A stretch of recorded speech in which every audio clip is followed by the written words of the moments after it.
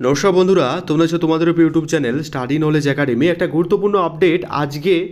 তোমরা প্রত্যেকে জানো যে সুপ্রিম কোর্টে আজকে 18 তারিখে ওবিসি কেসটা লিস্টেড হওয়ার কথা ছিল। 18 তারিখে দীর্ঘ 3 মাস পরে আমরা কিন্তু অপেক্ষায় ছিলাম যে আজ তোমাদের কেসটা লিস্টেড হয়ে যাবে শুক্রবার 18 তারিখে।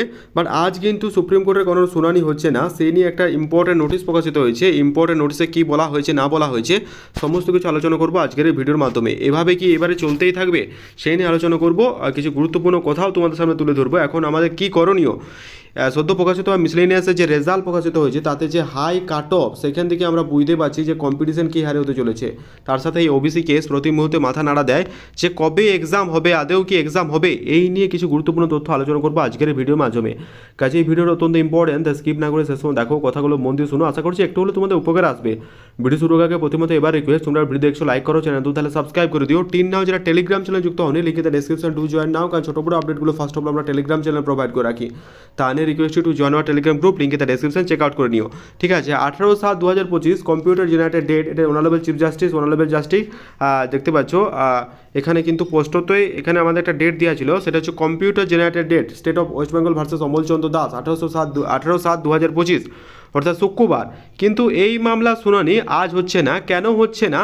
কারণ তোমরা প্রতিনিয়ত আমাদের টেলিগ্রাম চ্যানেলে মেসেজ করছো যে আজকে কি আদৌ হবে। হোয়াটসঅ্যাপে বিভিন্ন থেকে মেসেজ আসছে যে দাদা প্লিজ রিপ্লাই, প্লিজ রিপ্লাই। তাই ভাবলাম যে একটা ভিডিও আপলোড করা যাক যে আজকে কিন্তু কেসটা শুনানি হচ্ছে না। তোমরা বারবার বুঝতে ভুল করছো, 18/7 কোনোরকম কোনো শুনানি হচ্ছে না। এর গত ভিডিওতে আমি আপডেট দিয়েছিলাম, তোমরা ভিডিওটা হয়তো ঠিকঠাক ফলো করছো না।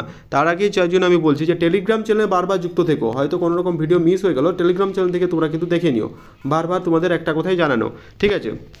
সেই নিয়ে একটা নোটিশ প্রকাশিত হয়েছে। এই নোটিশে দেখতে পাচ্ছ সুপ্রিম কোর্ট অফ ইন্ডিয়ার তরফ থেকে একটা নোটিশ প্রকাশিত হয়েছে। Honourable chief justice holding case number 18/7/2025 18/7/2025 Friday যেটা হওয়া ছিল, যেটা sitting of chief justice compels honourable chief justice honourable A justice K Binod Chandra stand cancel at the matter issued before the bench will not taken up for the hearing. অর্থাৎ আমাদের chief justice উনি অসুস্থতা হয়েছে এবং দিল্লির কোনো এক হসপিটালে ভর্তি আছেন। উনার দ্রুত আরোগ্য কামনা করি আমাদের চ্যানেলের পক্ষ থেকে, এবং উনি যাতে তাড়াতাড়ি সুস্থ হয়ে যায় সে প্রার্থনা করি ভগবানের কাছে। ঠিক আছে, উনি অসুস্থতার থাকার কারণে 18/7/2025 তারিখে যে কেসটা হিয়ারিং ছিল সেটা কিন্তু হচ্ছে না। ঠিক আছে, তোমরা কিন্তু এই নোটিশটা পড়ে নিও ফার্দার, যে by the order of the commission লেখা আছে, by the order of the chief justice. পরবর্তীকালে যে লিস্টেড লিস্টটা সেটা তোমাদের সামনে 17 অফ জুলাই সেটা কিন্তু প্রকাশ করে দেওয়া হবে। চিফ জাস্টিসের যে ডেপুটি রেজিস্ট্রার সেটা কিন্তু বলে দেওয়া আছে, কপি টু দ্য অল কনসার্নের ব্যাপারটাও কিন্তু তুলে ধরা হয়েছে। এখন মেন ব্যাপার হলো আগামী মঙ্গলবার, ঠিক আছে, অর্থাৎ 22 তারিখে তোমাদের কেসটা ডেট আছে। দেখা যাক 22 তারিখ কী হয়। ঠিক আছে, 22/7/2025 তারিখে কেসটা লিস্টেড আছে। জানি না 22 তারিখ কী হবে, তবে আশা করছি কিছু একটা পজিটিভ দিক উঠে আসবে। জানি না এক্সাম কবে হবে, এক্সাম ডেট নিয়ে কোনো কিছু কেউ কমেন্ট বা জিজ্ঞাসা করো না। পার্টিকুলারলি আমি এই নিয়ে কোনো রকম আপডেট পাইনি বা আমার কাছে এরকম কোনো তথ্য নেই। সুতরাং পড়াশোনার মধ্যে যুক্ত থাকো, পড়াশোনার মধ্যে নিজেকে ইনক্লুড করো এবং নিজেকে বুস্ট করো। যে হারে ইনক্লুডিং কাট অফ বাড়ছে সেই হারে নিজেকে একটা সিট পাওয়া কিন্তু ভীষণ একটা কষ্টের ব্যাপার।